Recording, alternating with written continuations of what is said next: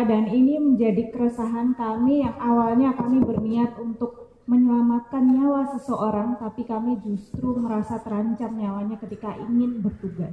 Jadi prosesnya Bapak Ibu sekalian, memang prosesnya aggravating itu, makin berat. Dari yang tadinya tidak serius, menjadi amat serius. Dari yang tadinya tidak ada korban, menjadi ada korban. Dari yang tadinya melibatkan 1-2 orang saja, menjadi sesuatu yang melibatkan kota.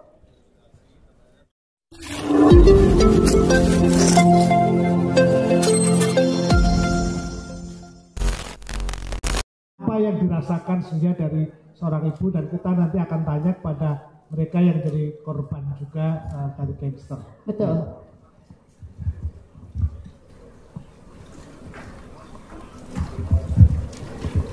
Terima kasih kepada Pak Suko, salam hormat kepada para hadirin dan juga para narasumber.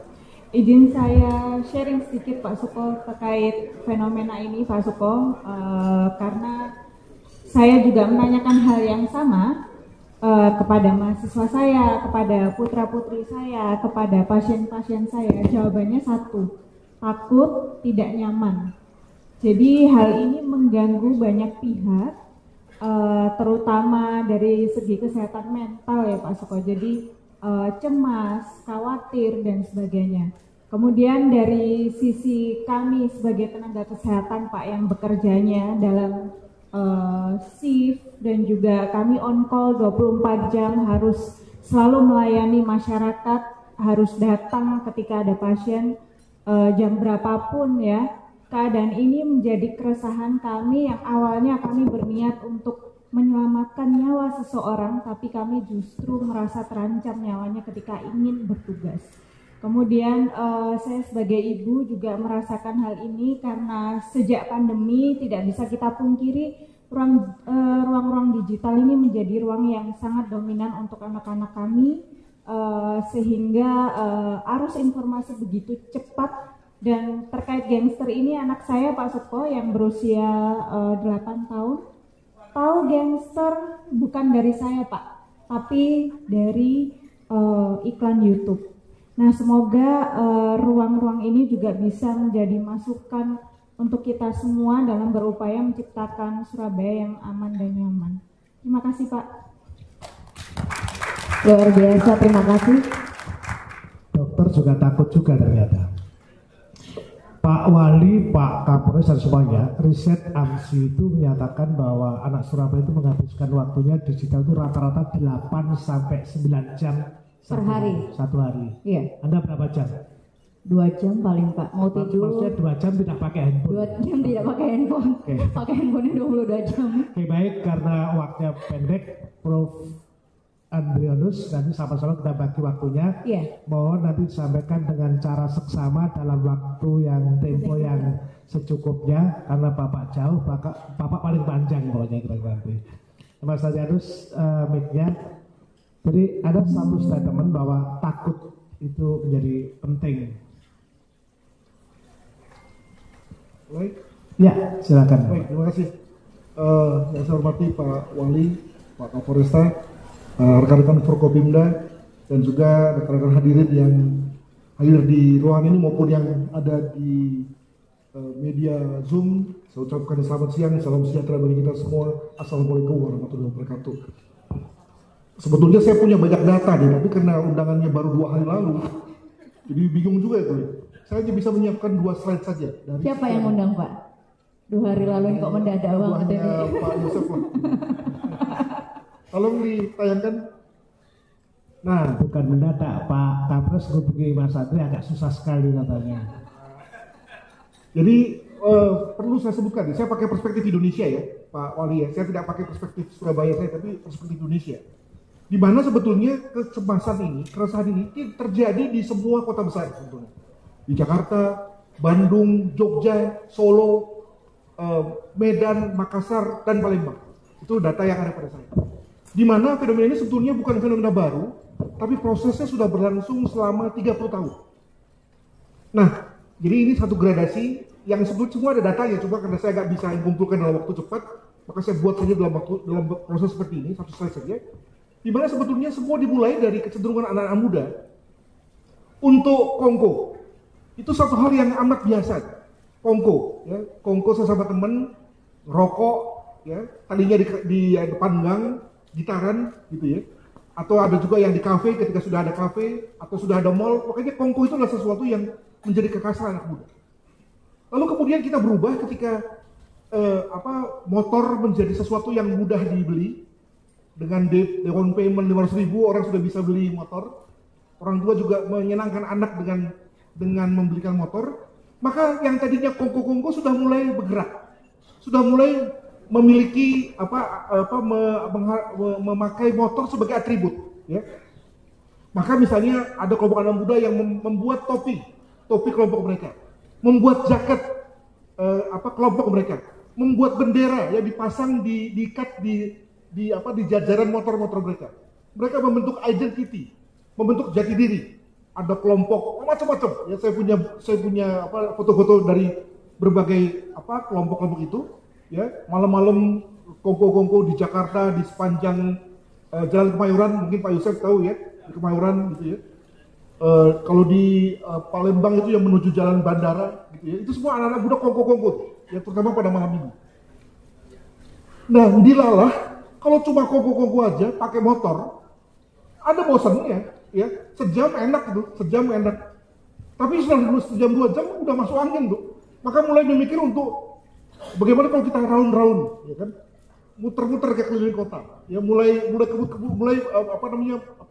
jalan-jalan ke keliling kota. Tadinya konvoy, tadinya 10 km, 20 km menjadi 100 km, kebut-kebutan, ya. Nah kalau kebut-kebutan, kalau bukan di jalan yang khusus itu maka menjadi kebut-kebutan liar. Dan lebih asik lagi kalau kebutuhannya pakai minum, ya kan?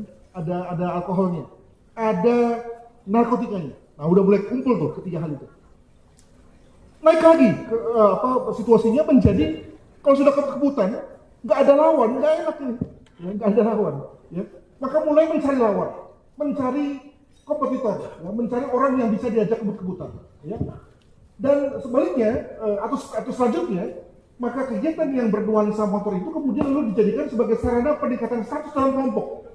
Siapa yang berani gebuknya paling kenceng, siapa yang berani ketika ketemu lawan deh, gitu ya. Maka siapa yang berani mengalahkan lawan, maka dia menjadi pimpinan dalam kelompok itu. Jadi sarana mobilitas sosial dalam kelompok itu. Nah, maka ketika itulah lalu kemudian sudah mulai konflik terjadi, sudah mulai tidak pidana muncul. Nah, terakhir ini baru saja saya temukan dalam 2 tahun terakhir ini adalah penggunaan aplikasi, ya, untuk mengorganisir tawuran tersebut, ya. Ada grup WA, ada grup Facebook digunakan untuk kemudian mengumpulkan para anggota. Anggota ini juga sebetulnya nggak bisa dibilang anggota karena sebetulnya tidak lagi saling mengenal juga, gitu ya. Melakukan serangan serta melakukan penjarahan. Jadi prosesnya Bapak Ibu sekalian, memang prosesnya aggravating itu, makin berat. Dari yang tadinya tidak serius menjadi amat serius. Dari yang tadinya tidak ada korban menjadi ada korban. Dari yang tadinya melibatkan 1-2 orang saja menjadi sesuatu yang melibatkan kota. Nah, ini gimana memahaminya? Lanjut. Slide. Ya. Lanjut. Nah, dalam hal ini saya melihat bahwa karena saya pengamat kepolisian ini, gurunya teman-teman polisi ini gitu ya. Polisi bukannya tidak bertindak. Ya.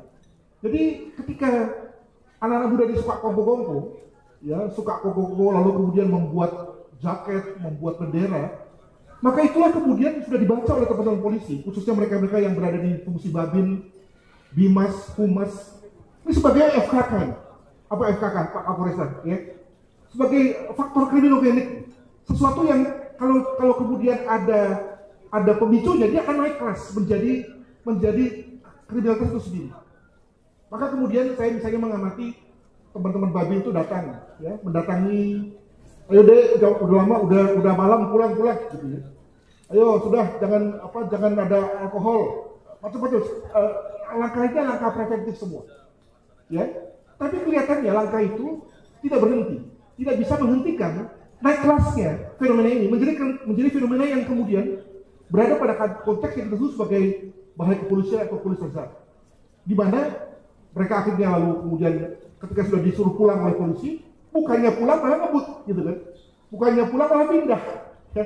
Pindah ke tempat lain yang ada minumannya, yang ada narkobanya, yang ada lawannya. Nah, naik kelas dia menjadi bahaya kepolisian atau polis asal. Dan malah kemudian, nah di sini lalu kemudian mulai teman-teman reskrim mulai main, teman-teman Samapta mulai mengejar dan seterusnya. Tapi ternyata juga tidak bisa menghentikan prosesnya hingga kemudian lalu menjadi satu hal yang kita sebut sebagai factual threat atau ancaman faktual.